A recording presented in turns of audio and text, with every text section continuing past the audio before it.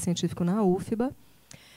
Temos a satisfação de hoje à noite ter um convidado da Universidade Federal, da Universidade Estadual de Londrina, professor Efraim Ribeiro.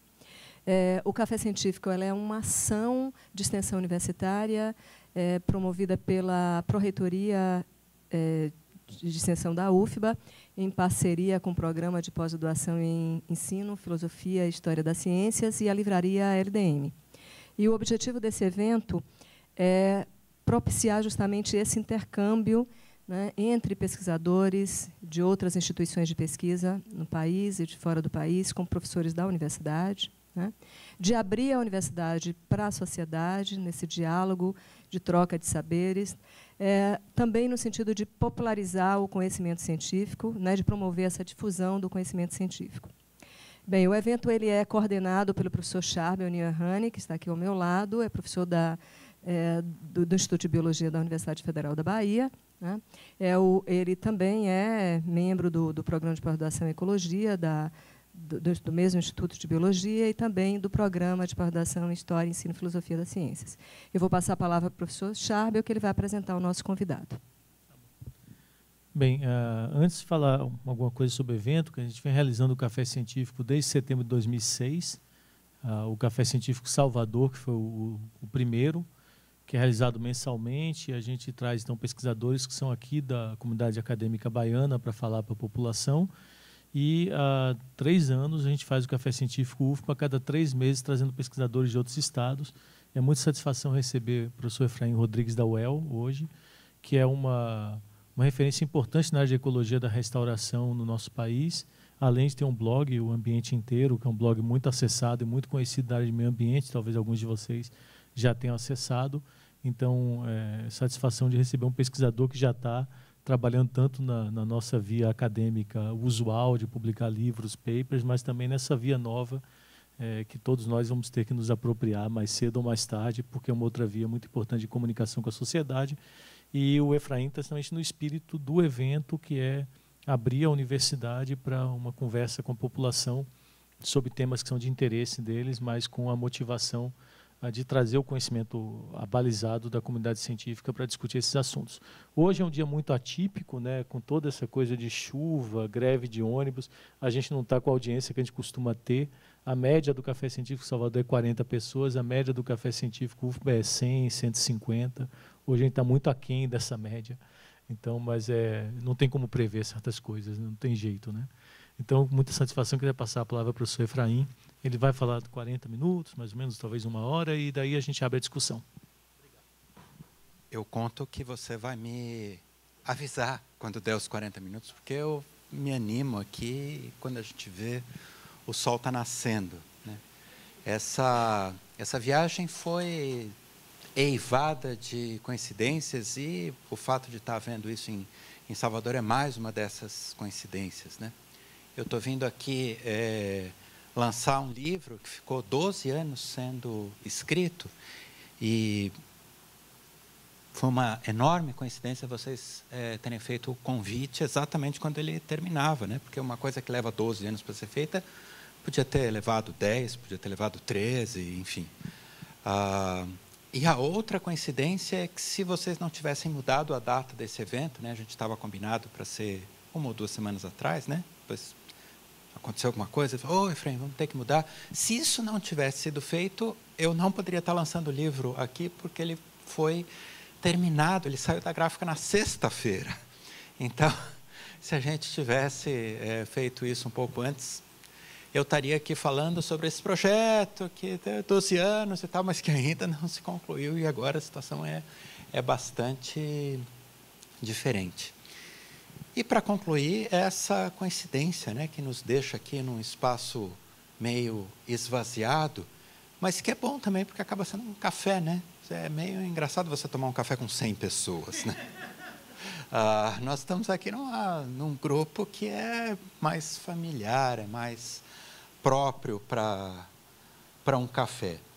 E a outra, tem mais coincidência, elas não acabaram aí, não. Aí, preparando a minha fala aqui, né, eu comecei a ver, puxa, mas é um café, né? Acho que eu não posso fazer uma fala assim meio acadêmica, mais conceitual, como a gente faz geralmente, porque não é uma palestra lá do Centro de Ciências Biológicas, é um café filosófico, né? Então, provavelmente deve ter gente de outras áreas, então ficar numa discussão muito intestina, muito técnica, biológica, a gente vai isolar as outras pessoas.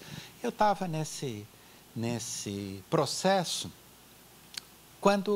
Outra coisa que eu estou fazendo agora é também traduzindo esse livro de restauração que eu acabei de fazer em português, estou traduzindo para o inglês, e eu estou tendo então a oportunidade de ler o meu próprio livro agora, de uma forma sistemática, começando pela primeira página e terminando na última. E eu li uma coisa lá que eu tinha esquecido já, porque eu escrevi há alguns anos, que é meio inútil você ficar se debatendo com a definição precisa de ecologia da restauração, né? Mas é uma expectativa que as pessoas têm, né? Que eu venho aqui e falo, né? Esta é a definição de ecologia da restauração, etc.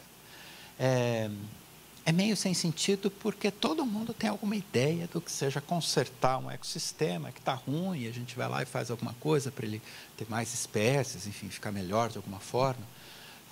E que é muito mais interessante você ouvir histórias de restauração, porque isso ajuda você a construir uma compreensão num nível objetivo e num nível subjetivo também, sem destruir a noção que todos temos, né? Sejam da área, seja fora dela, de coisas que você pode fazer para uma área, para um ecossistema, para um lago, para uma floresta, para um trecho de solo desertificado, enfim, seja lá o que for, ficar melhor do que ele está.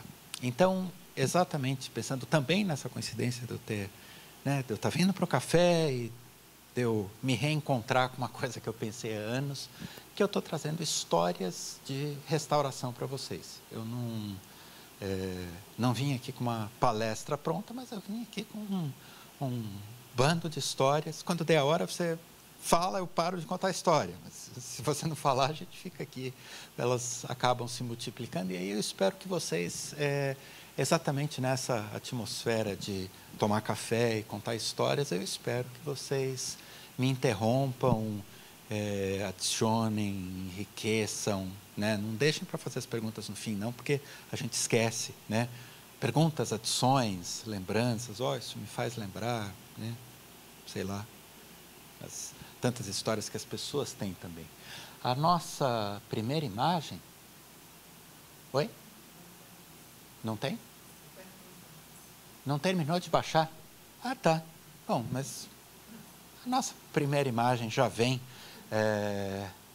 Mas ela fala de uma coisa que talvez não seja tão importante mostrar a imagem, que é uma floresta que todos vocês devem ter ouvido falar, a Mata da Tijuca, a Floresta da Tijuca. É uma dessas coisas, um símbolo nacional, como o elevador Lacerda, como a Lagoa de Abaeté e assim por diante, né? Floresta da Tijuca, todo mundo sabe dessa floresta maravilhosa, luxuriante, no meio da cidade do Rio de Janeiro, e que muita gente se refere a ela como a maior floresta urbana. Eu, durante muito tempo, chamei a Floresta da Tijuca de a maior floresta urbana, até que os cariocas são muito ciosos, né, da sua cidade. Um exemplo, aliás, a ser seguido por outras cidades do país, um carioca me corrigiu que, professor, não é a maior floresta urbana. Não é nem a maior floresta urbana do Rio de Janeiro. O Rio de Janeiro tem uma outra floresta chamada Pedra Branca, que é maior ainda do que a Tijuca. Bom, mas enfim, a Floresta da Tijuca não é uma floresta, como a gente imagina, primária, uma floresta que foi floresta desde sempre. A Floresta da Tijuca já foi um grande plantio de café. Vocês preferem que eu sente lá no meu lugarzinho? Posso? Senta e fica, né? Tá bom, acho que eu fico aqui então, sentado. Coopera mais para a nossa atmosfera de café, né? A Floresta da Tijuca não é uma floresta primária, ela já foi uma área de plantio de café no século XIX. numa época que ainda não se sabia que aquele clima muito úmido do Rio de Janeiro não seria adequado para plantio de café, desmatou-se a Tijuca. Era uma época em que também a cidade do Rio de Janeiro, a corte, obtinha sua água em córregos ali da região. Começou-se a desmatar a Tijuca para plantio de café, e o Dom Pedro II, que é talvez o único governante que nós tivemos preparado para o cargo, educado para ocupar o cargo de autoridade máxima desse país, vislumbrou o replantio de uma floresta. Contar isso hoje é meio óbvio, né? Porque em todo lugar a gente ouve falar de crianças plantando florestas, de plantando árvore, plantio de árvores, etc. Era o século XIX, e o que o Dom Pedro II teve foi uma visão do futuro. E a visão dele não se limitava a replantar a Tijuca pelo simples fato de replantar. Ele também pensava no serviço ecológico que a Tijuca poderia trazer se fosse replantada, que seria melhorar a qualidade e a quantidade da água para a cidade do Rio de Janeiro. No século XIX, lá na Alemanha, dentro de um laboratório, tinha um fulano inventando o termo ecologia. Enquanto na Alemanha um cara estava imaginando o que seria ecologia, aqui no Brasil tinha um outro já aplicando isso na prática. Já mais do que um conceito científico, uma ideia, uma concepção científica, tinha um outro já pensando numa área preservada, fornecendo água para a cidade do Rio de Janeiro. Muitas e muitas décadas se passaram até que uma cidade conseguisse cumprir essa ideia, né? Nova York hoje tem uma reserva lá chamada de Catskills, que fornece boa parte da água do Rio de Janeiro, de Nova York. Uma decisão que Nova York tomou há algumas décadas entre melhorar o seu tratamento de água, decantação, filtragem, etc., ou trabalhar na direção de preservar uma área para a produção de água. Eles optaram pela segunda, que foi uma opção muito mais eficiente do ponto de vista de qualidade e sustentabilidade do processo. Bom, lá no século XIX, então, Dom Pedro II chama um Major Archer, descendente de alemães, muito sistemático, muito metódico, para fazer esse processo de plantio de árvores. E ele não segue o que a gente entende hoje como restauração. Essa história é interessante de ser contada porque ela mostra também como que as diferentes concepções de restauração vão se sucedendo ao longo do tempo.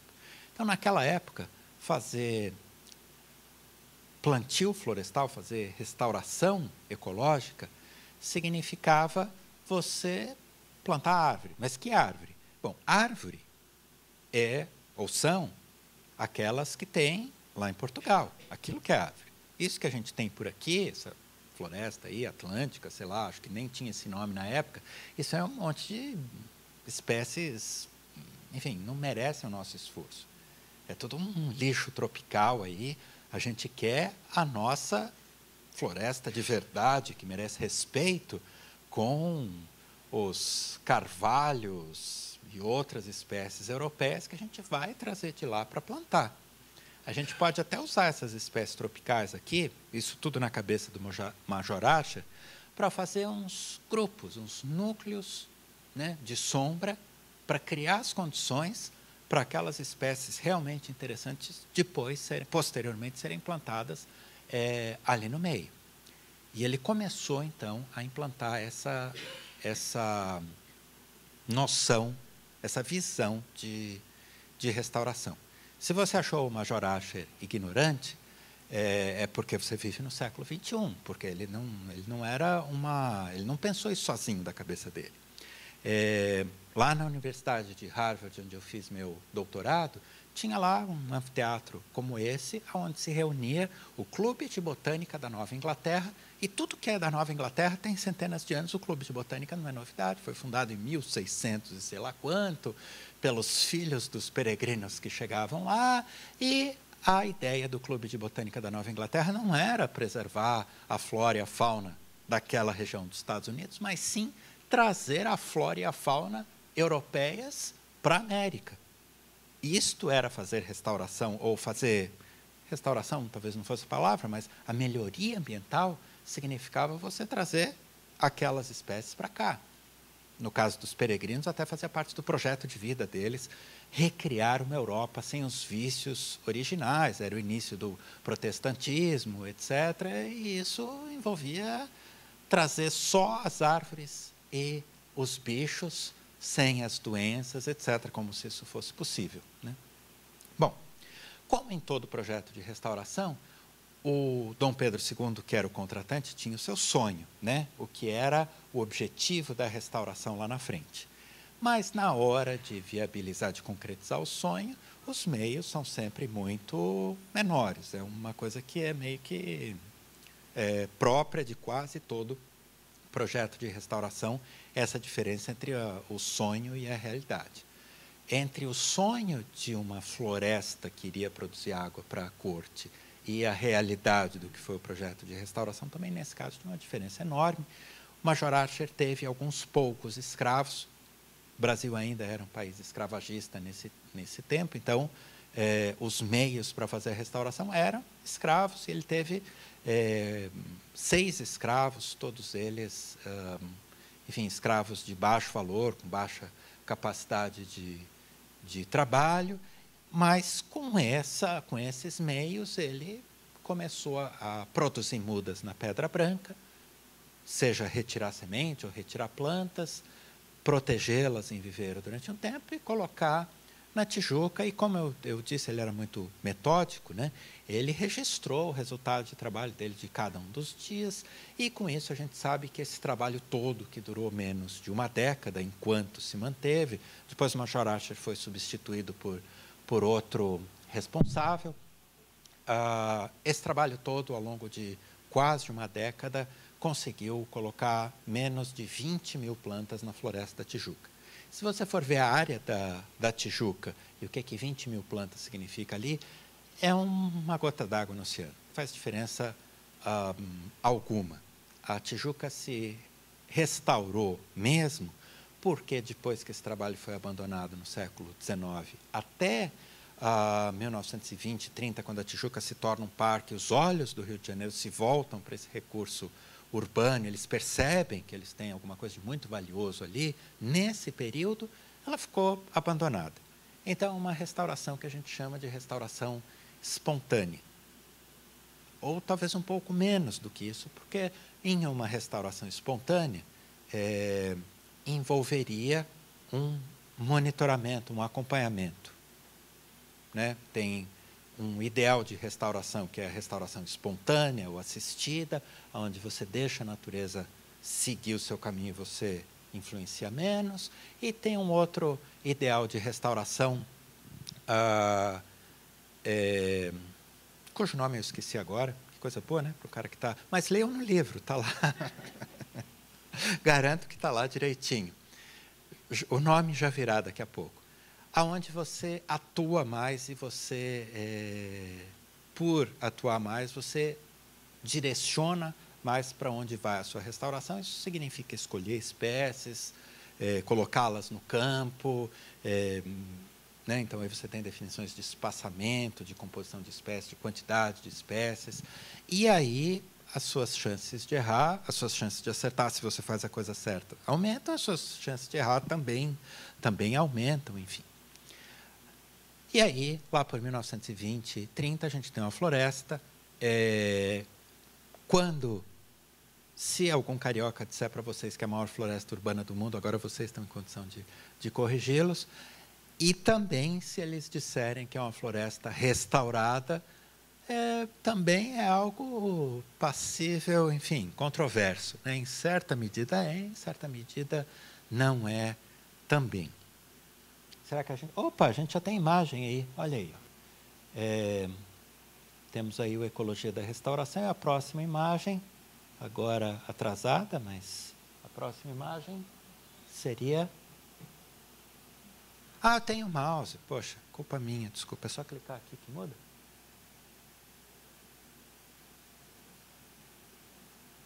Estou clicando a coisa certa aqui, será?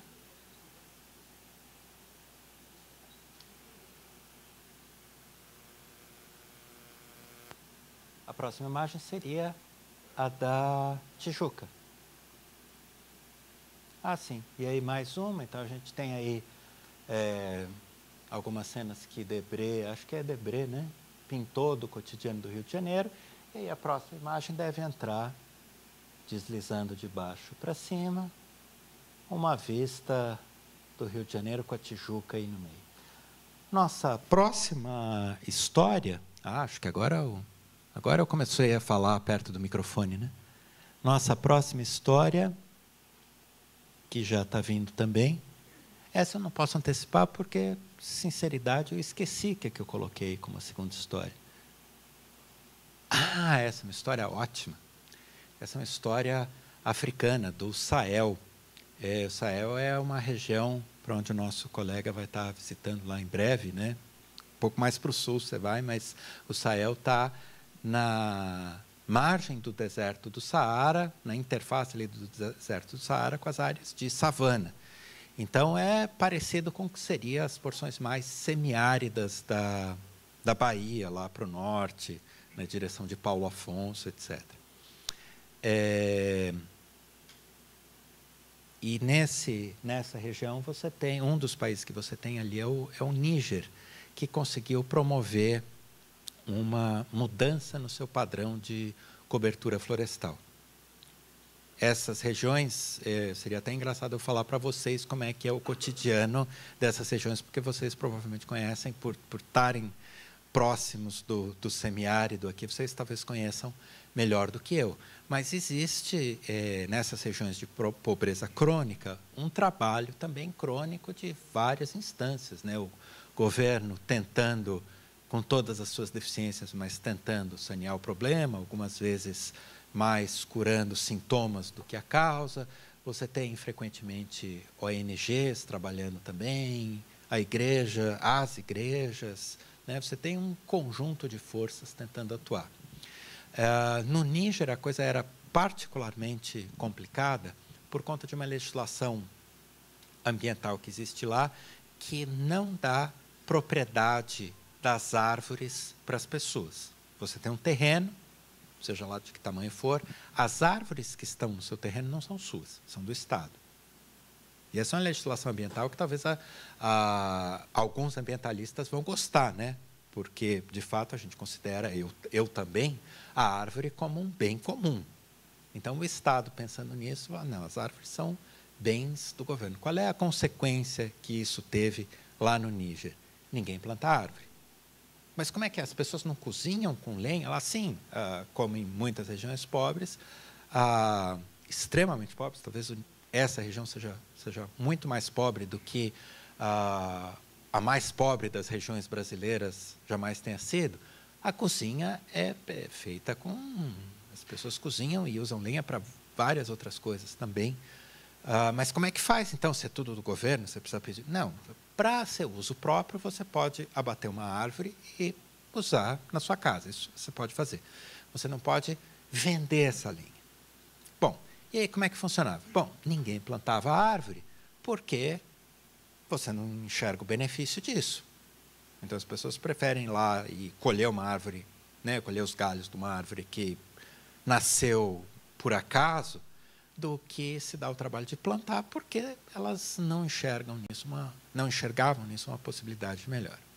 Bom, ao longo dos anos, como eu disse, então, ONGs trabalhando, o governo, em determinado momento, percebeu que não era que era engessada demais essa legislação e voltou atrás, de maneira que as pessoas passaram a ser donas das árvores. Ou seja, é até uma situação curiosa, né? Uma legislação ambiental mais branda acabou surtindo o resultado de estimular as pessoas a plantarem árvores. E, por conta de trabalhos anteriores de ONGs, resolveram fazer isso usando um método ancestral de restauração ambiental que se chama Zaí, que é o que vocês estão vendo aí as pessoas fazerem. O Zaí, a base dele é você abrir uma cova no chão, não uma cova como a gente conhece, funda de árvore, mas uma cova bem rasa, parecendo uma bacia, né? Tem aí uns 50, 80 centímetros de largura, funda no meio, mais rasa dos lados, e tem a função de concentrar a água da chuva. Ou seja, quando a água cai num campo de açaí, ela não escorre, ela corre para o centro de cada uma dessas covas aí que foram feitas. No centro, a técnica da coisa não terminou, tem mais.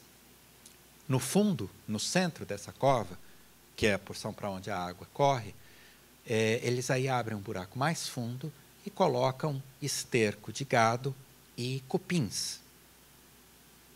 Eu até, no meu blog, que também vai para alguns jornais lá do Sul, eu escrevi uma coluna recentemente falando sobre essa injustiça do cupim e da formiga, né? Cupim, para nós, é até um adjetivo ruim, né? Isso aqui está comido de cupins, né? Parece que o cupim só sabe comer madeira. Bom, depois a gente entra no mérito aí da minhoca e do cupim. Mas o cupim aí, que a gente tem uma associação geralmente ruim, ele cumpre uma função muito benéfica de se alimentar desse esterco e abrir galerias no solo. Poxa, mas por que não usa minhoca para isso? Porque nessa condição aí a minhoca morreria, não cumpriria a função. Formigas e cupins nessa condição são capazes de fazer isso, e o cupim especialmente porque ele tem uma parceria com um micro-organismo no seu trato digestivo que permite a ele fazer uma coisa difícil de fazer, que é digerir madeira, digerir celulose.